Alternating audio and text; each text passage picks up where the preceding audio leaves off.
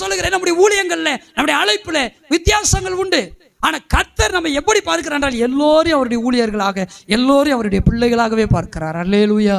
நம்ம என்ன செய்கிறோம்? அந்தந்த அழைப்புக்கு, அந்தந்த ஊழியத்துக்கு ஏற்ற அந்த மரியாதையை, அந்த மதிப்பை நாம் என்ன செய்கிறோம்? அதிகமாக கொடுக்கிறோம். வேதத்தான சொல்கிறது, இரட்டிப்பான கணத்துக்கு பாத்திரவான்களா என்ன? யார? திருவசனத்துல பிரயாசப்படுகிற மூப்பர்களை. தலை நரைச்ச ஒரு மனுஷன் வர்றானா, முதிர் வயதுல மனுஷன் இருக்கிறவன் நம்ம எழுந்து நிற்கணுமா? வேதத்தான் சொல்லுது. இந்த வயதான நபர்கள் வரும்போது எத்தனை பேருக்கு நம்ம எழுந்து நின்று கர்த்தருக்கு ஸ்தோத்திரம் சொல்றோம்? பாஸ்டர் கவனிச்சிருக்கீங்களா? பாஸ்டர் எந்திரிக்க மாட்டார், அவர் உட்காந்துருக்குவாரு. பாஸ்டருக்கு நான் 30 வயசு தான், இவர் எந்திரிக்க மாட்டாரு. அவர் வரும்போது என்ன செய்வாரு? பிரைஸ் லார்ட் வாங்க. ஏன் எந்திரிச்சுன்னா என்னவோ? கணம் பண்ணுவதில் ஒருவருக்கு ஒருவர் முந்திக் கொள்ளுங்க. அதே நேரம் கவனிச்சிருக்கீங்களா? சில இடங்கள்ல அவங்க ஊழியக்காரங்க தானே உடனே பார்த்தீங்கன்னா, பாஸ்டர் அப்படியாக்க இப்படியா, வேற ஊழியக்காரர் வந்து அவனை ஒரு மனுஷனாவே பார்க்க மாட்டான் பாருங்க.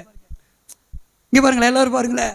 நான் பொதுவாக பிரைஸ் லார்ட் சொல்லும் போது இப்படி நான் கைகளை கூப்பிடுறது இல்லை. ஏன்னா நம்முடைய தமிழ் கலாச்சாரம் உண்மையாகவே உலகத்தில் தமிழ் மொழியும் சரி, தமிழ் கலாச்சாரம் சரி, ஒரு நல்ல மொழி, நல்ல கலாச்சாரம் முறைந்தது. மிக்ஸ் பண்ணிட்டான், சில விஷமிக உள்ள மிக்ஸ் பண்ணிருச்சு. சரி போட்டோம், அங்கே நம்ம போக வேணாம். தமிழ் கலாச்சாரத்தில் இந்த கை கூப்பி இப்படி சொல்றாங்க இல்லையா, வணக்கம்ன்றாங்க இல்லையா, இந்த வணக்கம் என்பதனுடைய பின்புலத்தில் இன்னொன்று இருக்கு. இது என்னன்னா, இது வணக்கம்னு சொல்லும்போது மரியாதைக்கு மாத்திரமல்ல, அவங்களை வணங்குகிற ஒரு முறையும் அதில் மறைந்திருக்கு.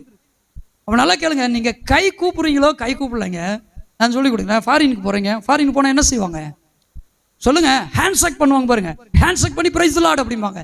சரி, ஆப்பிரிக்கன் கண்ட்ரீஸ்ல என்ன செய்வான்?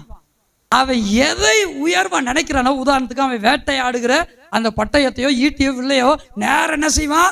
அதை கொண்டு வந்து இப்படி நிற்பான். நம்ம என்ன செய்வான்? பாவி பையன் அவசகுணமா இப்படி முன்னாடி வந்து நிற்கிறானே, எப்படி அவசகுணமா இப்படி வந்து முன்னாடி நிற்கிறானே, அவனுடைய வழக்கம் என்னதுங்க? அவனுடைய வழக்கம் என்னது? அப்படி வந்து நிற்கும் போது தன் தொழிலை எல்லாத்துக்கும் மேலாக நினைக்கிறான் இல்லையா, அந்த கணத்தை இந்த மனுஷனை கொடுக்கிறேன்னு கொடுப்பான். இதை போய் நம்ம தப்புன்னு சொல்ல முடியுமா? அவனுடைய வழக்கம் அது, அவனுடைய வழக்கம் இது. என்னை பொறுத்த மட்டும் நான் எந்த கலாச்சாரத்தில் வாழ்கிறேனோ அந்த கலாச்சாரத்தில் இருக்கிற அந்த உயர்ந்த மதிப்பை, மரியாதையை என் ஆண்டவராக இயேசுவுக்கு, என் கர்த்தரான தேவனுக்கு மாத்திரமே கொடுக்க நான் ஆசைப்படுகிறேன். என்னுடைய கனம், என்னுடைய மகிமை எல்லாமே அவருக்கு மாத்திரமே சொந்தம்.